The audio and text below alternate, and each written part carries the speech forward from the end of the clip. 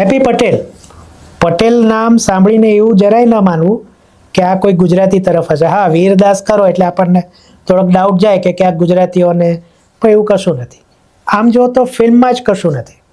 આમિર ખાને રંગીલામાં એવું કહ્યું હતું કે શું ભાઈ એસી પાછળ જ ખર્ચ કર્યો છે, ખાવા બનાવવા પાછળ નહીં.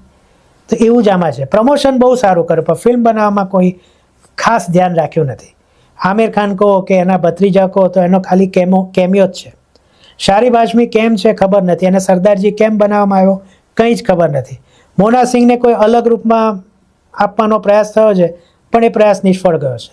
નથી સ્ક્રિપ્ટના ઠેકાણા, નથી ડાયરેક્શનના ઠેકાણા. વીરદાસને એવું લાગે છે કે હું જેટલી સારી કોમેડી કરું છું એવું જ સારું ડાયરેક્શન હું કરી રહ્યો છું, પણ એવું કશું જ નથી.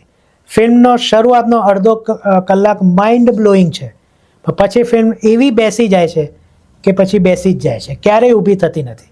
મને આ ફિલ્મ સાથે જરાય પણ એટેચમેન્ટ ન થયું અને એટલા માટે હું આ ફિલ્મને 1.5 સ્ટાર આપું છું. તમે જ્યારે આ ફિલ્મ જોવા જાઓ અને જો જુઓ તો તમને આ ફિલ્મ કેવી લાગી એ કમેન્ટમાં જરૂર કહેજો.